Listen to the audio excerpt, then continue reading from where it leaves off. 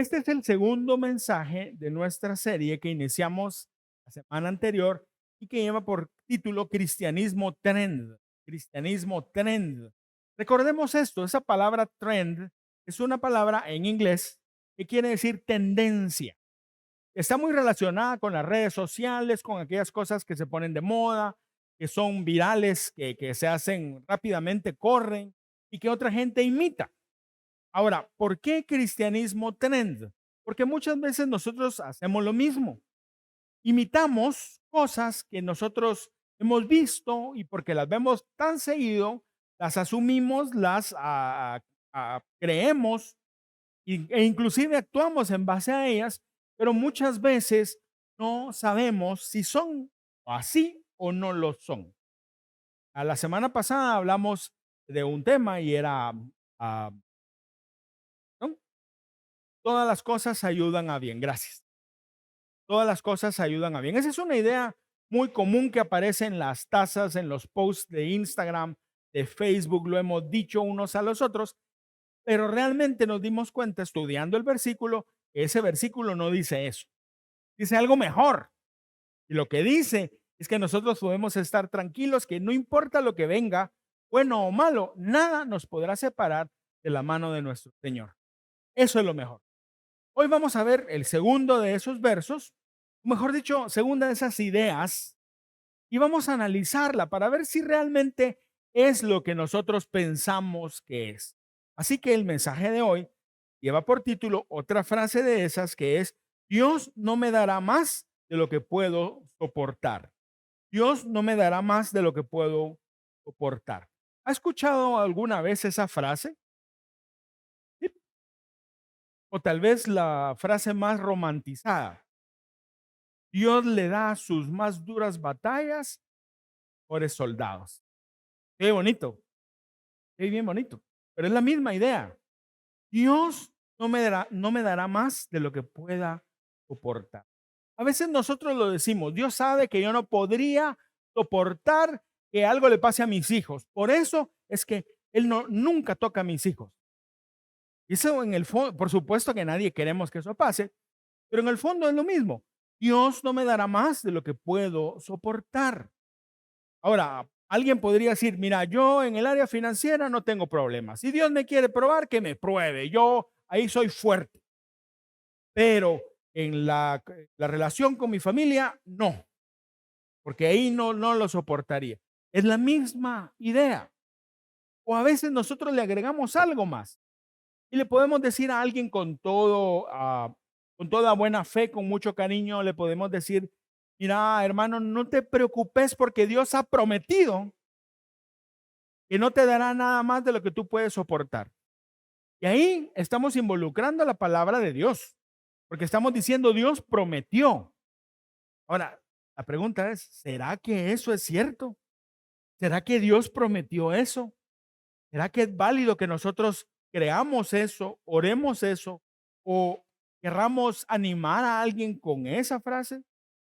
Y eso nos lleva a la primera pregunta, que es el primer punto, y es este. ¿Enseña la Biblia esa idea? ¿Enseña la Biblia esa idea de que Dios no nos va a probar más allá de lo que nosotros podamos soportar? Vamos a la Biblia.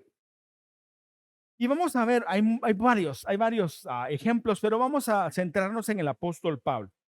El apóstol Pablo tuvo muchos momentos muy difíciles. Él fue un misionero itinerante. Él iba de lugar en lugar fundando iglesias. En algunos lugares estuvo más tiempo, en otros menos, pero siempre estuvo predicando el evangelio y fundando iglesias. Y eso lo llevó a tener conflicto serio en contra de los judíos, no lo aceptaban, o también con los paganos que tampoco aceptaban el evangelio.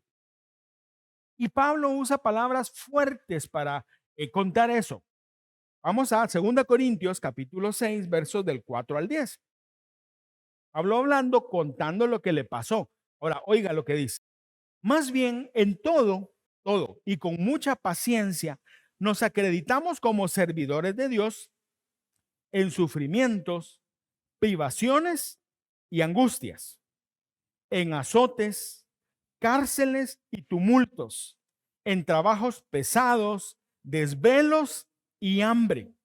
Servimos con pureza, conocimiento, paciencia y bondad, en el Espíritu Santo y en amor sincero, con palabras de verdad y con el poder de Dios, con armas de justicia, tanto ofensivas como defensivas. No está hablando de espadas ni nada de eso, sino está hablando de los argumentos.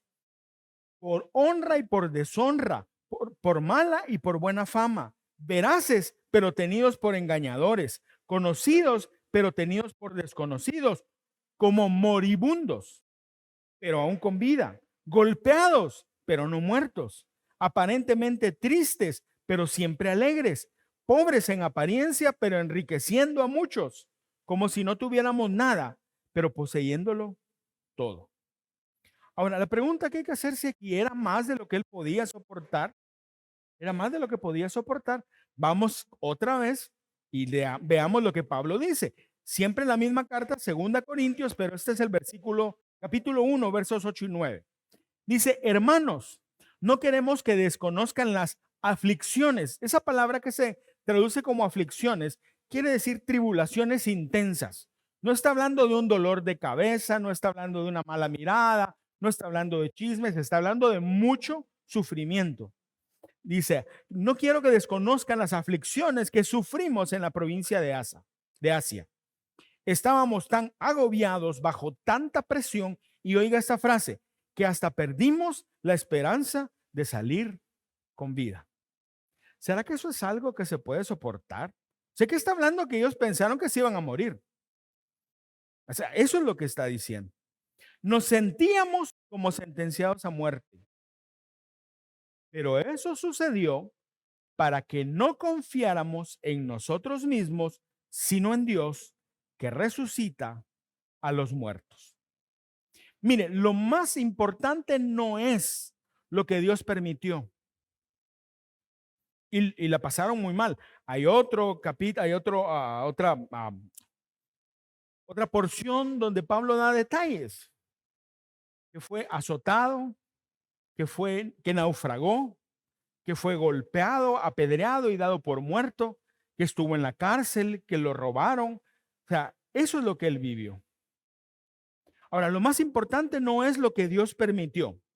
Lo más importante es para qué Dios lo permitió. Y aquí dice Pablo, para que no confiáramos en nosotros mismos, sino en Dios. Ahora, lo que el Señor está haciendo aquí, que Pablo nos dice, es que Dios le está enseñando a él y a sus amigos, a sus compañeros, a no confiar en ellos mismos. Ahora, mire, ¿por qué vienen las tribulaciones a nuestra vida? ¿Por qué vienen? O mejor dicho, ¿para qué? ¿Para qué vienen? Por la misma razón, para que aprendamos a no confiar en nosotros, sino que aprendamos a confiar en Dios. Y quiero decirle algo, eso es lo más difícil que hay, porque siempre nosotros queremos mantener el control. Ahora, Pablo entendió esto y la confianza de Pablo no estaba en su propia fuerza, sino en la fuerza de Dios. Y lo menciona en Efesios 1:19, dice esto, pido también que entiendan bien, oiga, el gran poder con que Dios nos ayuda en todo. Y dice, el poder de Dios no tiene límites. Con ese mismo poder, Dios resucitó a Cristo y le dio un lugar en el cielo a la derecha de su trono. Cuando usted piense que los problemas lo agobian y que de verdad no lo superan, porque lo van a superar, en lugar de ponerse a preguntar por qué, mejor aférrese al Señor, porque eso es lo que necesitamos. Ahora, el poder de Dios, porque uno piensa, y mire, si yo les pregunto si ustedes confían en el poder de Dios, todo el mundo vamos a decir sí, pero en la práctica es otra historia. En la práctica nos cuesta confiar en el poder de Dios. Pensamos, ¿será que va a poder? ¿Será que lo va a hacer? ¿Será que lo va a lograr? ¿Será? Y Pablo dice, ese es el gran poder que no tiene límites y la medida es esta. Él levantó con ese poder a Jesús de los muertos. ¿Cómo no va a arreglar mi vida? ¿Cómo no va a arreglar mi vida? En Juan, Jesús lo dijo de otra manera. Juan 15:5. Jesús lo dijo así: yo soy la vid y ustedes son las ramas. El que permanece en mí como yo en él, dará mucho fruto. Y oiga esto: separados de mí, no pueden ustedes hacer nada. Entonces, las pruebas nos acercan a Dios y nos hacen confiar en Él. Y cuando nosotros nos apartamos o nos soltamos, no podemos hacer nada. Y eso es importante entenderlo. Entonces, vamos a la pregunta. ¿La Biblia enseña esa idea de que Dios no nos va a dar más de lo que podemos soportar? Estamos viendo la historia o la experiencia de Pablo. Podríamos hablar de Elías, podríamos hablar de Job, podríamos hablar de Abraham, podríamos hablar de David y podríamos hablar de otros que no tenemos tiempo de hacerlo, pero la Biblia no enseña eso. Entonces la conclusión es: Dios le da sus peores batallas a sus mejores soldados. La conclusión es no. La noción de que Dios nunca nos dará algo que no podamos soportar es falsa. Se oye bonito, muy bonito, pero no es cierto. Ahora, cuando nosotros ponemos nuestra fe en algo que no es cierto, amigos, vamos a fracasar. Vamos a fracasar. No podemos basarnos en eso. Entonces la pregunta es, si la Biblia no le enseña, ¿de dónde surge la idea? Porque tuvo que haber surgido de algún lado. Si ustedes se acuerdan, si ustedes han visto esas frases bonitas, van asociadas con un versículo. Y el versículo es 1 Corintios 10:13. Y lo voy a leer. Dice: ustedes no han sufrido ninguna tentación que no sea común al género humano, pero Dios es fiel y no permitirá que ustedes sean tentados más allá de lo que puedan aguantar. Más bien, cuando llegue la tentación, Él les dará también una salida a fin de que puedan resistir. Ahora, la idea que quieren sacar de este versículo es que cuando el sufrimiento alcance el punto en el cual yo puedo resistir, Dios lo va a quitar. O sea, Dios va a decir: no, hasta aquí, Juan Carlos, puede poco, pero Valesca es más fuerte, otro poquito. O Fernando, él es más fuerte todavía, le vamos a dar más. No, no es así, no funciona así. No es lo que está diciendo. Miren, malinterpretar este versículo nos puede llevar a dos peligros grandes. Uno es el orgullo. Por eso es que hay gente que dice: no, es que Dios, con toda humildad y para la gloria del Señor, así dice siempre. Pero yo he aprendido a confiar en el Señor y yo soy fuerte en el Señor, hermano. Así que si vos necesitas ayuda, aquí estoy yo para ayudarte, con humildad y para la gloria de Dios. El orgullo viene de pensar eso, que yo puedo más que otro, y la verdad es que no. Y el segundo peligro es el engaño. Ser engañado por eso. Y lo peor es cuando a eso le agregamos que Dios lo prometió, porque Dios no prometió eso. Dios no prometió eso. El engaño es peligroso, porque además pone en manos de nuestras emociones, hasta donde yo me siento bien, el límite hasta donde Dios puede probarme a mí o no. Y así no es. Ahora, si ese versículo está mal entendido, ¿cómo lo tenemos que entender? Primero vimos que la idea es falsa y segundo, la pregunta es, ¿cómo lo entendemos? Pues si no dice eso. Eso nos lleva al segundo punto, el texto en su contexto. El texto en su contexto. Rápidamente recordemos que el contexto es vital para entender lo que la Biblia dice. Si nosotros sacamos un versículo del contexto, puede decir cualquier cosa como esta. Recordemos que hay un contexto inmediato que son los versos y los párrafos que están cercanos al versículo que queremos estudiar. Está el contexto del libro, que es donde está esto escrito, y está el contexto completo de la Biblia, que son las enseñanzas principales y generales de la Biblia. Ahora, vamos entonces al texto. Aquí hay algo importante, porque esto tiene que ver muy particularmente con la iglesia de Corinto. La iglesia en Corinto estaba conformada en su mayoría por gentiles, o sea, no judíos. Había griegos y de otras etnias y había también judíos. Ahora, aunque los judíos eran respetuosos de la enseñanza de la ley, aún así todos estaban muy involucrados dentro de la cultura helenística.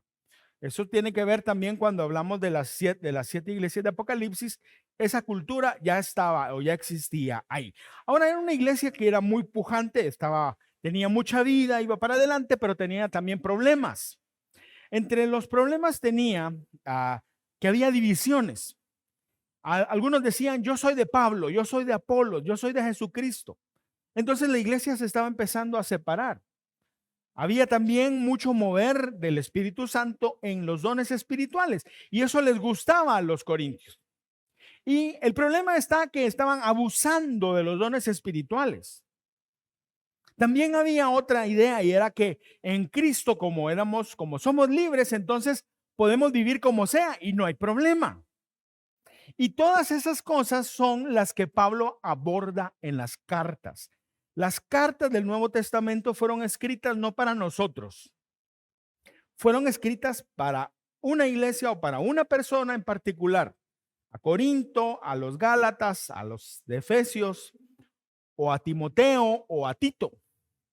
Pero fueron escritas para ellos. Ahora hay enseñanza para nosotros, pero fueron escritas con problemas específicos en mente.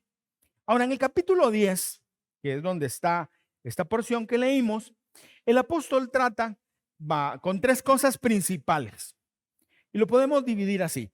Trata con advertencias o da advertencias contra la idolatría basadas en la historia de Israel, versos del 1 al 13, que es donde está el versículo que nos interesa. También las fiestas idólatras y la cena del Señor las contrapone para que se den cuenta de cómo funcionan las cosas. Eso es del 14 al 22 y después habla de la libertad del creyente del verso 23 hasta el final. Ese es el contexto inmediato del versículo que queremos nosotros estudiar. Ahora vamos a leer ese versículo, solo que en su contexto inmediato. Y vamos a leer la primera división, versos del 1 al 13. Antes quiero recordarle, cuando estamos estudiando la Biblia, no agarremos solo un versículo. Agarremos por lo menos, el capítulo completo para entender de qué está hablando. Vamos a leer entonces. Dice así: no quiero que desconozcan, hermanos, que nuestros antepasados estuvieron todos bajo la nube y que todos atravesaron el mar. Todos ellos fueron bautizados en la nube y en el mar para unirse a Moisés. Todos también comieron el mismo alimento espiritual y tomaron la misma bebida espiritual, pues bebían de la roca espiritual que los acompañaba y la roca era Cristo. Sin embargo, la mayoría de ellos no agradaron a Dios y sus cuerpos quedaron tendidos en el desierto. Todo eso sucedió para servirnos de ejemplo, a fin de que no nos apasionemos por lo malo, como lo hicieron ellos. No sean idólatras, como lo fueron algunos de ellos, según está escrito. Se sentó el pueblo a comer y a beber y se levantó para entregarse al desenfreno. Y esa es una cita de un pasaje de Éxodo. No cometamos inmoralidad sexual como algunos lo hicieron, por lo que en un solo día perecieron 23,000. Eso también es una cita. Tampoco pongamos a prueba a Cristo como lo hicieron algunos y murieron víctimas de las serpientes. Tampoco murmuren contra Dios como lo hicieron algunos y sucumbieron a manos del exterminador. Todo eso le sucedió para servir de ejemplo y quedó escrito para advertencia nuestra, pues a nosotros nos ha llegado el fin de los tiempos. Verso 12. Por lo tanto, si alguien piensa que está firme, tenga cuidado de no caer. Ese es otro verso que también hoy hemos escuchado mucho. Verso 13. Ustedes no han sufrido ninguna tentación que no sea común al género humano, pero Dios es fiel y no permitirá que ustedes sean tentados más allá de lo que puedan aguantar. Más bien, cuando llegue la tentación, Él les dará también una salida a fin de que puedan resistir. Lo que está haciendo Pablo aquí es lo que los maestros hacían, que era ver al pasado, dar un vistazo al pasado para aprender lecciones del pasado. Por cierto, algo que ya no hacemos mucho. Ahora al pasado se le mira para cancelarlo, le llaman algunos, o para negarlo, o para olvidarlo. Pareciera ser que el pasado no importa, el pasado sí importa. Aún el pasado malo como este es importante. Y lo que Pablo está haciendo es que ellos regresen, que comprendan lo que pasó ahí, porque les quiere enseñar algo a ellos hoy. Los versículos del 1 al 4 dice que fueron bautizados en la nube y también por el mar. ¿Qué quiere decir eso? No es algo místico ni nada, sino lo que quiere decir es que el pueblo de Israel cuando salió de Egipto pasó en medio del Mar Rojo y fueron guiados por Dios en forma de una o utilizando una nube. Lo que quiere decir es que ellos salieron en medio de milagros, y usted conoce la historia, y eso debería haber hecho que ellos se unieran y tuvieran comunidad entre ellos y con Moisés y con Dios. Eso es lo que quiere decir. En el versículo 5 dice que, o mejor dicho, dice que nosotros podríamos pensar mejor, nosotros podríamos pensar que después de lo que ellos vivieron, después de ver las plagas en Egipto, después de haber visto el mar rojo abrirse, después de que ellos comieron pan del cielo, uno diría, bueno, estos fueron la generación que ha visto a Dios como nunca nadie más lo hizo. Y uno diría, estos aman a Dios, estos sirven a Dios, estos son el ejemplo de compromiso con Dios. Y no fue así. ¿Qué hicieron? Se dieron la vuelta. Le dieron la espalda a Dios. ¿Y qué pasó como consecuencia? Dice el versículo 5, la mayoría de ellos no agradaron a Dios y sus cuerpos quedaron tendidos en el desierto. O sea, murieron en el desierto. Números 14, 21 al 23. Dios habla de esto. Dice Dios, yo soy Dios y mi fama es conocida en toda la tierra. Una cosa te juro, le dijo a Moisés, ninguno de los que vieron los milagros que hice en Egipto y en este desierto verá el territorio que les prometí. Ellos hablaron mal de mí, me pusieron a prueba muchísimas veces y no me obedecen. Uno esperaría que estos después de haber vivido, esta gente después de haber vivido eso, eran la gente más fiel del mundo. No. Y eso es a lo que Pablo quiere llamar la atención a los corintios y que nosotros mismos, mis queridos hermanos, tenemos también que considerar. Esa es la razón por la que los milagros no salvan a nadie. Hay mucho énfasis últimamente en los milagros y que tiene que haber milagros y milagros y milagros, pero los milagros no salvan a nadie. Si los milagros salvaran a la gente, todos estos se hubieran salvado y no. No son los milagros, mis amigos, es obedecer a Dios. Pero sigamos, versículos del 6 al 11. Aquí el apóstol da la razón por la cual esas cosas pasaron. Y dice, sirvieron como ejemplo. ¿Para quién? Para nosotros ahora, dice Pablo en Corinto. Ejemplo no solo para los de Corinto, mis amigos, sino para nosotros hoy. Ahora es importante vernos reflejados ahí porque nosotros estamos en el mismo riesgo. Ahora, Pablo aquí enumera algunos pecados muy específicos. En el verso 7 dice, no sean idólatras, como fueron algunos. La idolatría es un pecado y nosotros podemos caer en idolatría. Alguien podrá pensar, sí, pero yo no me aposto delante de ningún Dios ni nada. Ya le voy a explicar.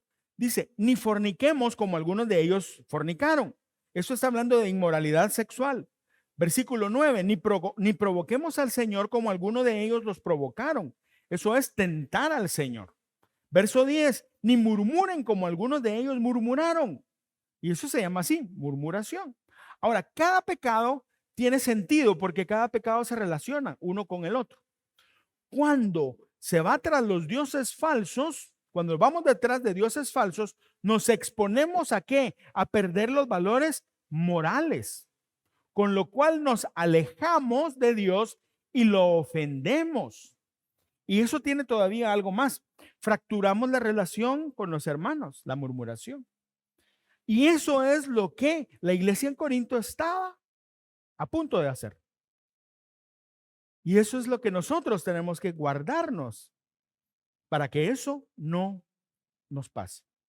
Ahora, lo que Pablo quiere decir es esto, que lo que queda claro es que ellos, está hablando de los israelitas del tiempo del Éxodo, rechazaron la roca en la que habían bebido.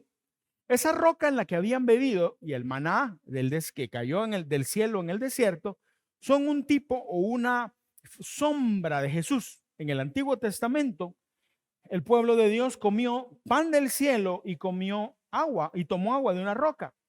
En el Nuevo Testamento, Jesús dice que Él es el pan que vino del cielo. Y en la cena del Señor que vamos a celebrar en un momento, Jesús dijo: tomad, comed, este es mi cuerpo. ¿Y de qué estaba hablando? Del pan. Y también a la mujer samaritana Jesús le dijo que Él era el agua que daba vida y el agua que quitaba la sed para siempre. O sea, esto que pasó en el desierto estaba apuntando a Jesús. Entonces, cuando le dieron la espalda a Dios, le dieron la espalda a Jesús, por supuesto. Y es el peligro en que nosotros, mis amigos, también estamos, como lo estuvieron los corintios, los de Corinto. Entonces, el pacto que Jehová había guardado por ellos, lo dejaron a un lado y ellos buscaron satisfacer sus deseos carnales. Por eso fueron desechados por Dios. En el versículo 6 dice que esto sucedió como ejemplo. Y en el versículo 11 lo vuelve a decir, sucedió como ejemplo, pero en el 11 agrega algo, y también como una advertencia. No solo la historia no es solo como información, debe de servir para que nosotros nos reflejemos en ella muchas veces y que también podamos tomar las medidas necesarias para cuidarnos. En el versículo 12, el apóstol culmina diciendo que ninguno debe pensar que para resistir al pecado puede confiarse de sus propias fuerzas. El que crea que está firme, mire que no caiga. Eso está diciendo. Ahora, no está diciendo, mira, tú tienes fuerza y tu propia fuerza te va a sostener. No. Cuando lo vemos en el contexto, no está hablando de eso. Está hablando de si los israelitas cayeron en eso después de haber vivido lo que vivieron, ¿cuánto más nosotros, si nos creemos suficientemente fuertes, vamos a caer en la tentación? Eso es lo que está diciendo. Y esto nos lleva a la hermosa promesa, porque si hay una promesa, del versículo 13. Ahora, todo esto sirve para tener el marco, para entender el versículo 13. Entonces, leamos el versículo 13. Dice: ustedes no han sufrido ninguna tentación que no sea común al género humano, pero Dios es fiel y no permitirá que ustedes sean tentados más allá de lo que puedan aguantar. Más bien, cuando llegue la tentación, Él les dará también una salida a fin de que puedan resistir. Ok, lo primero que tenemos que notar en este versículo es que no habla de pruebas. No está hablando de pruebas generales. Está hablando de qué? De tentación. De eso está hablando. Entonces, decir que Dios no te dará una prueba más grande de tu fuerza no tiene ningún sentido, porque el versículo no dice eso. El versículo dice que no te dará una tentación más grande. De hecho, el versículo menciona 3 veces la tentación. 2 veces es el sustantivo tentación y una vez es en forma de verbo, donde dice no te permitirá ser tentado o tentar. Ahora, esa palabra quiere decir, la palabra que se traduce como tentación es una palabra griega que es peirasmos. Peirasmos significa básicamente 2 cosas. Una es probar el carácter de una persona y la otra tiene que ver probar para que una persona falle. Ahora, ¿cómo sabemos o cómo podemos nosotros definir qué sentido le damos a peirasmos? ¿Como una prueba de carácter o como una prueba para fallar? ¿De dónde sale? Del contexto. Por eso el contexto es tan importante. Esta palabra peirasmos la usa Santiago cuando habla de pruebas, y él sí habla de pruebas. El contexto nos lo dice, pero Pablo aquí no está hablando de pruebas, está hablando de tentación. Esa es la primera cosa. Ahora, los corintios estaban enfrentando la tentación igual que nosotros. Y algunos habrán dicho, no, es que lo que pasa, Pablo, es que vos no entendés lo que nosotros vivimos. Por eso, y ahora vamos al versículo en frases, vamos a la primera frase del versículo y es esta: ustedes no han sufrido ninguna tentación que no sea común al género humano. O sea, no hay ninguna prueba específica o especial que el diablo organizó para tentar a los de Corinto. No, Es la misma prueba antigua, la misma.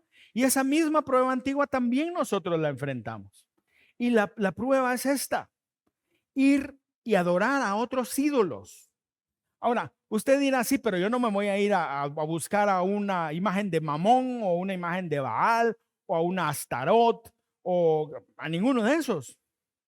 Yo no lo hago. No, los ídolos modernos tienen otros nombres: riqueza, fama, sexo. Esos son los ídolos modernos. Y todos nosotros estamos siempre sujetos a adorar a esos ídolos. ¿Cómo lo hacemos? Cuando nosotros vamos y en lugar de buscar a Dios para que sea Dios quien nos llene nuestra vida, vamos y buscamos en las riquezas esa llenura que solo Dios nos puede dar. O cuando vamos y queremos que sea la fama la que nos llene a nosotros de identidad en lugar de que sea Dios. O cuando nos dejamos llevar por el desenfreno sexual que hoy está desatado, tal vez más que antes, y permitimos que eso sea lo que nos da a nosotros satisfacción, y para muchos, desgraciadamente, es la fuente de identidad, porque para muchos la sexualidad es su identidad, lo cual es parte, pero no es todo. Cuando nosotros caemos en esa trampa, entonces estamos adorando a los dioses modernos: riqueza, fama y sexo. Y Pablo dice, no hay pruebas adicionales. O sea, ustedes están enfrentando, le dijo a los corintios, lo mismo que enfrentaron los israelitas en el desierto. Y si Pablo nos pudiera hablar hoy, y lo hace a través de su escrito, nos diría: hermanos de Casa sobre la Roca, en El Salvador, 2023, ustedes están enfrentando la misma tentación que los corintios hace 2000 años y que los israelitas hace como 3500 años. Ejemplo y advertencia.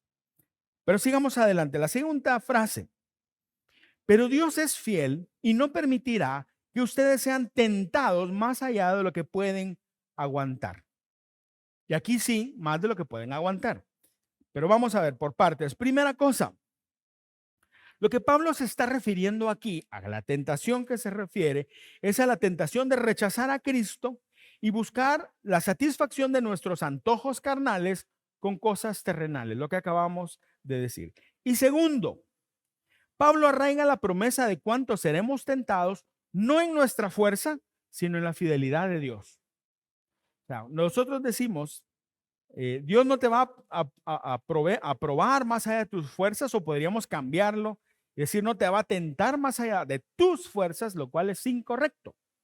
Porque si nos damos cuenta, lo que dice Pablo primero, pero Dios es fiel. Ahora, ¿cuál es la medida? ¿Cuál es la medida que Pablo establece que será el tope, digamos, de la tentación para nuestra vida? No es nuestra fuerza, no es nuestra fe, sino dice, pero Dios es fiel. Entonces, ¿cuál es el tope de lo que nosotros podemos resistir hablando de tentación? La fidelidad de Dios. La fidelidad de Dios. Y quiero decirle, eso a mí me llena de mucha alegría, porque si fuera por mi propia fuerza, estoy frito. Pero es la fidelidad de Dios. Nuestra fuerza, mis queridos hermanos, para resistir la tentación viene directo de la voluntad de Dios. No de tu fuerza, no de tu capacidad, no de tu experiencia, no de tu fe, sino es de la voluntad de Dios. Y esto nos lleva a una conclusión, y es esta: nosotros podemos soportar la tentación porque Dios es fiel en cumplir con todo lo que Él ha prometido, no porque nosotros somos fuertes. Y esto es importante entender. Pero veamos rápidamente qué es lo que nos ha provisto el Señor. Primero, Él nos dará gracia para decir no al pecado.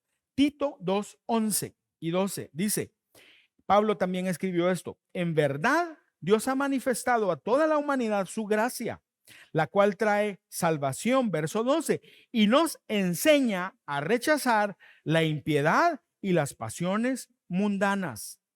Así podremos vivir en este mundo con dominio propio, justicia y devoción. No está diciendo que Él nos dio una clase como sobre cómo rechazar las pasiones mundanas. No, dice que nos dio su gracia y la gracia es la que nos enseña eso. O sea, es la gracia de Dios. Ok, también Dios obrará en nosotros para llevar a cabo nuestra salvación. Porque mire, a veces se piensa esto. Nosotros recibimos salvación por gracia, pero la mantenemos por fuerzas. No es cierto. No es cierto. Todo es la gracia de Dios. Filipenses 2, 12 y 13. Queridos amigos, siempre siguieron mis instrucciones, dice Pablo, cuando estaba con ustedes y ahora que estoy lejos. Es aún más importante que lo hagan.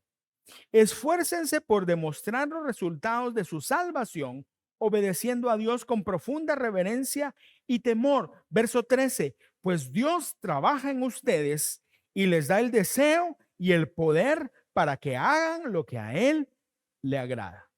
O como dice la Reina Valera 60, porque Él pone tanto el querer como el hacer. ¿Qué está diciendo? El que está sosteniéndonos y nos mantiene firmes en la profesión de fe que hicimos es Dios. No somos nosotros. No es nuestra fuerza. Mire, si nuestra fuerza hubiera aguantado o aguantara para esto, en vano vino Jesús. Pero Jesús tuvo que venir precisamente por eso. Y una razón más. En el Evangelio, Dios nos dio, ojo, pasado, dio, y usted ya lo tiene. Es como el kit que todo creyente recibe. A todo el poder para la salvación, no solo de la pena del pecado, sino también por encima del poder del pecado. 1 Corintios 1:18. El mensaje de la cruz es una locura para los que se pierden. En cambio, para los que se salvan, es decir, para nosotros, oiga, este mensaje es el poder de Dios. Amigos, Dios es fiel y por su fidelidad, nosotros tenemos hoy todo lo que necesitamos para soportar la tentación. Todo lo que necesitamos está disponible para nosotros hoy. Y eso es maravilloso. Y finalmente, la última frase de este verso dice, más bien, cuando llegue la tentación, Él les dará también una salida a fin de que puedan resistir. Mire, más importante todavía que todo lo que hemos escuchado, Dios siempre provee una salida. Dios siempre provee una salida. Primero, el Señor proveyó la salida del pecado en la cruz. Esa es la primera gran salida y la salida que nos da espacio a todo lo demás. Y Él también proveyó su Espíritu Santo que obra en nuestros corazones, llevando a cabo la santificación en nuestro corazón. Recordemos, la santificación es el proceso que surge o inicia después de que nosotros entregamos nuestra vida a Jesús y el Espíritu Santo entra a nuestro espíritu y empieza a obrar en él. Y ese proceso de santificación dura toda la vida y se va a perfeccionar el día que estemos en la presencia de Dios en el cielo. Y de eso nos habla 1 Pedro, capítulo 1, verso 2, que dice que fuimos elegidos según el previo conocimiento de Dios Padre. Y oiga esto, por la obra santificadora del Espíritu, ¿para qué? Para obedecer a Jesucristo. ¿Tú quieres obedecer al Señor? No necesitas andar buscando fuera, no necesitas andar queriendo entender de dónde puedes tener fuerza para hacerlo. No, aquí está el Espíritu Santo que mora en tu espíritu. Él es el que te da la fuerza para poder vivir en obediencia a Cristo. Y también 2 Pedro, capítulo 2, verso 9, dice, todo esto demuestra, y oiga, eso es maravilloso, que el Señor sabe librar de la tentación a los que viven con devoción a Dios. Dios sabe librar de la tentación. Entonces, vamos al tercer punto, que son las conclusiones, tercer punto y final.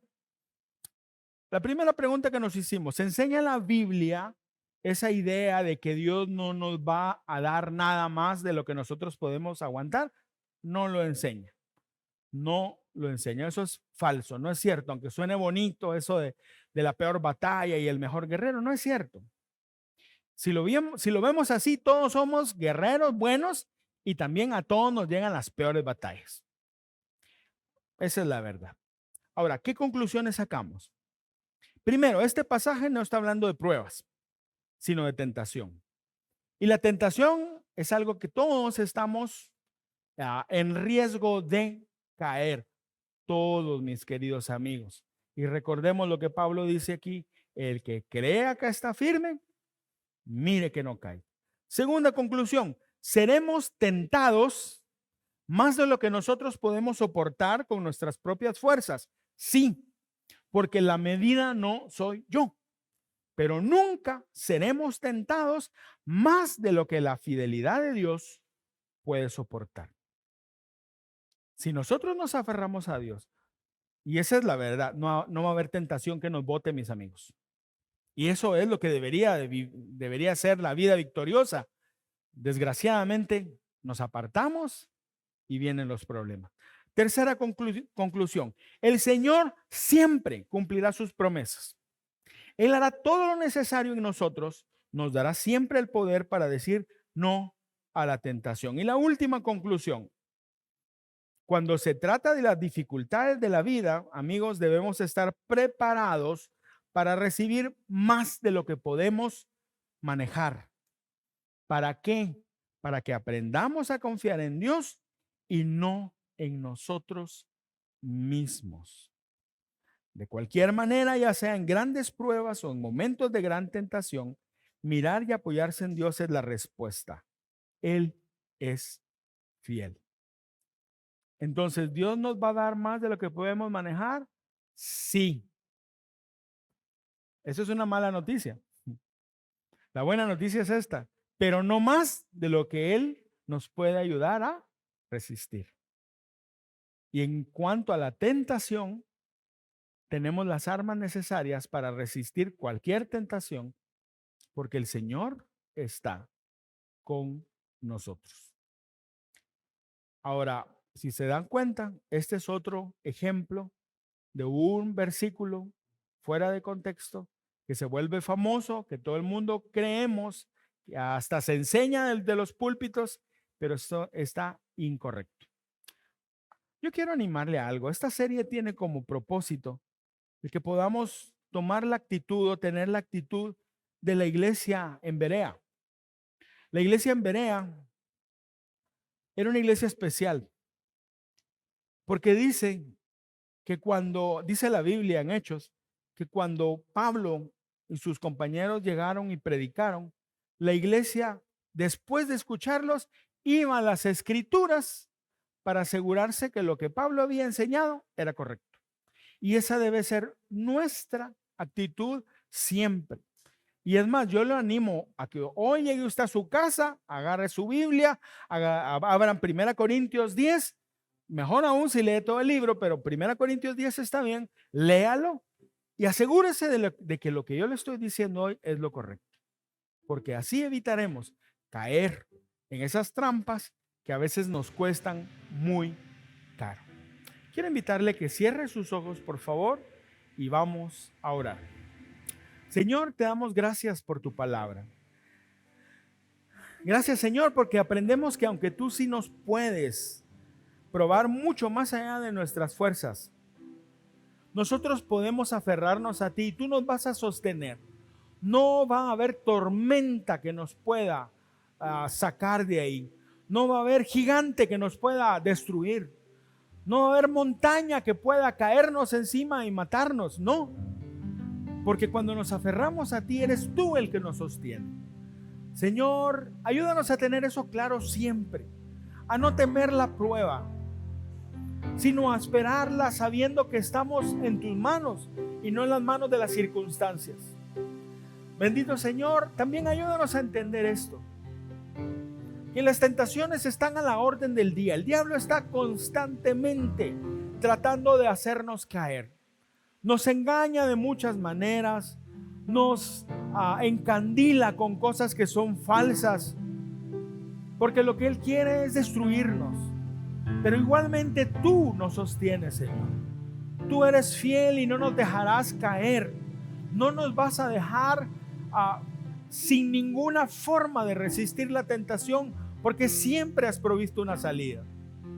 Bendito Señor, oro por mis hermanos, Señor. Yo no sé qué tentación están pasando hoy, en qué área, pero todos pasamos por tentaciones. Te pido, Espíritu Santo, que tú nos ayudes a entender esta gran verdad. Que si nos aferramos a ti, tú nos vas a enseñar la salida. Hay una salida. Hay una salida. No tienes por qué caer en eso. Tú ya no eres esclavo del pecado. Antes lo fuiste, ahora ya no. Ahora el Señor te ha liberado. El pecado ya no tiene el mismo poder, pero tiene el mismo atractivo que antes. Así que sea lo que sea que estás pasando, aférrate al Señor. Y si estás viviendo por un momento muy difícil en tu vida, recuerda esto: Dios es más grande que cualquier problema. Y Dios está contigo. Y si aún has llegado a pensar que este es tu final, quiero decirte, aférrate al Señor. Aférrate al Señor. Porque su poder, su maravilloso poder que levantó a Jesús de los muertos, es el mismo poder que te sostiene a ti. Es el mismo poder que está contigo. Y es el mismo poder que te hará salir adelante. Bendito Señor, afirma esta verdad en nuestro corazón. Y ayúdanos también a ser como aquellos hermanos de esa iglesia en Berea, a quienes Lucas identificó como más nobles que todos los demás. Y eran nobles no por ser de una buena cuna, o tal vez lo eran, no sabemos, o por ser muy listos o muy inteligentes, sino eran más nobles porque tenían una actitud, y era asegurarse que lo que ellos recibían era lo que tú habías dicho. Ayúdanos a ser así, a que todas esas ideas que vienen y que ahora se comparten con tanta facilidad, nosotros las escuchemos, y aunque sean muy bonitas, podamos ir a la palabra y buscar en la palabra si realmente tú dijiste eso, y si realmente nosotros podemos aferrarnos a eso. Ayúdanos a estudiar tu palabra. Háblanos y enséñanos a través de ella. Te lo suplicamos en el nombre de Jesús. Ahora venimos a la mesa del Señor. Venimos a tu mesa, Señor, con un corazón agradecido por tu fidelidad, porque tú siempre nos sostienes, Señor. Queremos darte gracias y ponemos este tiempo en tus manos. Te pedimos que sea un tiempo de reflexión, un tiempo de afirmación, y que sea un refrigerio para nosotros, Señor, de cara a lo que sigue en nuestra vida. Ponemos este tiempo en tus manos, bendito Dios, en el nombre de Jesús. Amén y amén. Quiero invitarle a que se prepare. Nuestros hermanos van a repartir ahora los elementos de la cena, así que tomémoslo con gratitud, por favor, hermanos.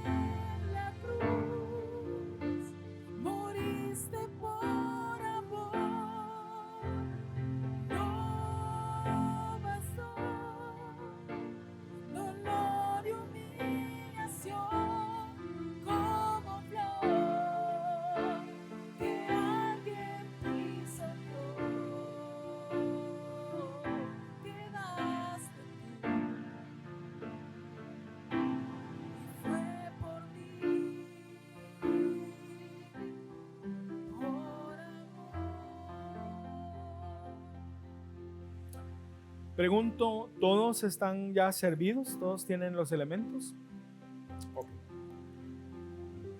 Este pasaje que vamos a leer y que es el que sirve de base en la Cena del Señor, está exactamente un capítulo después del capítulo que estudiamos hoy. Con esto en mente, quiero llamar su atención a algo. Los corintios pensaban que como eran libres en Cristo podían vivir como querían. Y para ellos eso implicaba poder participar de los festivales paganos de los dioses a los cuales ellos sirvieron antes. En esas fiestas ellos llegaban como fuera y se iban a divertir y terminaban en borracheras y en excesos de todo tipo. Pablo en el capítulo 10 menciona la Cena del Señor, porque la Cena del Señor no es igual. A la Cena del Señor no se viene solo así a celebrar, a alegrarse y a hacer lo que sea. A la Cena del Señor se viene con respeto, discerniendo lo que es el cuerpo de Cristo, lo que es la iglesia. Y Pablo menciona algo y dice que antes de tomar la cena, todos debemos de hacer un autoexamen. Y dice, pruébense cada uno a sí mismo antes de comer la cena. ¿Qué quiere decir esto? Quiere decir, delante de Dios, ver cómo estamos o saber cómo estamos. Y si hay pecado en nuestro corazón, si hay tentación y estamos cediendo a la tentación, este es momento de decir no.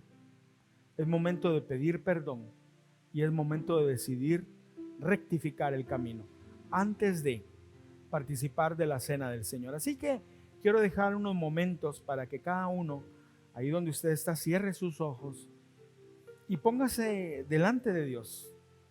Dios sabe lo que pasa. Dios lo sabe. No lo podemos engañar, pero es momento de que cada uno de nosotros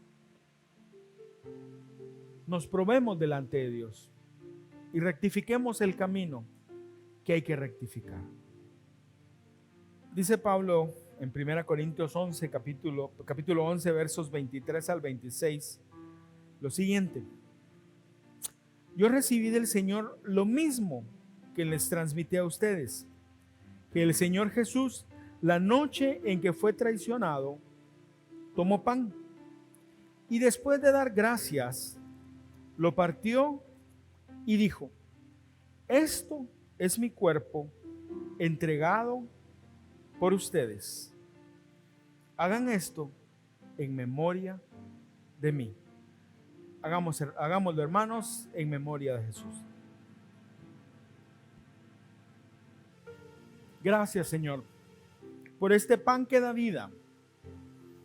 Tu pueblo ya en el desierto comió pan del cielo, maná, que nosotros nunca lo conocimos, pero ahora conocemos a aquel hacia quien apuntaba ese maná, el verdadero pan del cielo, que eres tú, Jesucristo, que diste tu cuerpo, diste tu vida para salvarnos.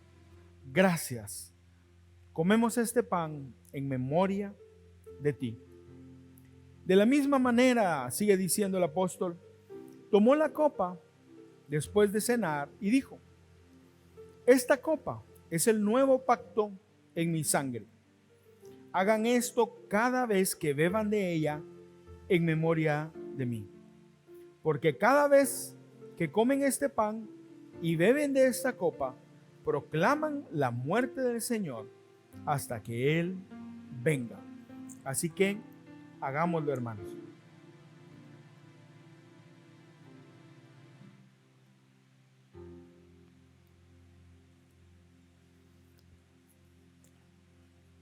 Gracias, Jesús, porque fue tu muerte lo que nos trajo vida.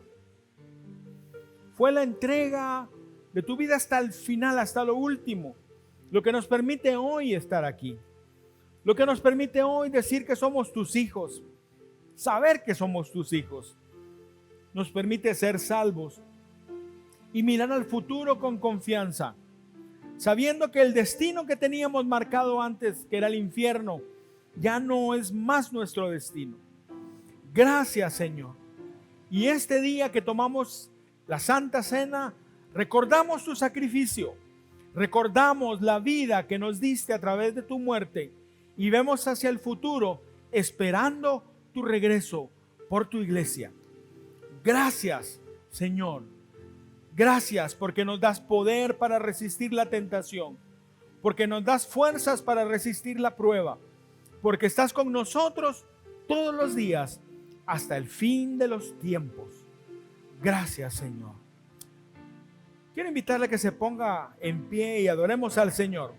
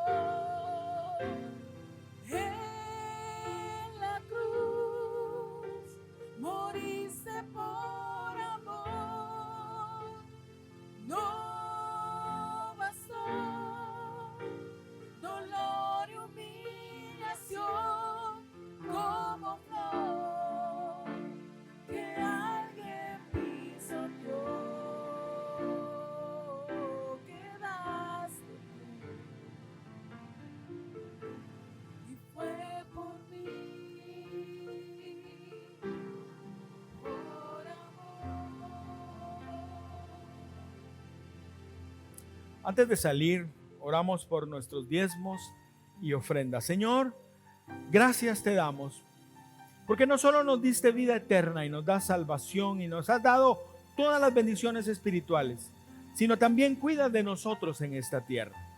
Gracias, Señor, y de lo que tú nos das, traemos a tu altar para honrarte con todo nuestro corazón. Te amamos y queremos, Señor, con nuestras ofrendas y diezmos, decirte que eres el primero en nuestra vida y decirte que estamos comprometidos contigo. Que esto sea como una semilla sembrada en la tierra del reino, para que tu nombre sea glorificado en nuestra iglesia, en nuestro país y en el mundo entero. Bendícenos, Señor, y ahora que salimos confiados, tranquilos, seguros, Señor, que no importa lo que venga, tú nos vas a sostener. Y no importa las tentaciones que tengamos que enfrentar, tú nos vas a sacar victoriosos siempre si nos aferramos de tu mano. En el nombre poderoso de Jesús oramos. Amén y amén. Denle un fuerte aplauso al Señor. Gloria a Dios, gloria al Señor. Queridos hermanos, estamos despedidos. Nos vemos el próximo domingo. Dios les bendiga.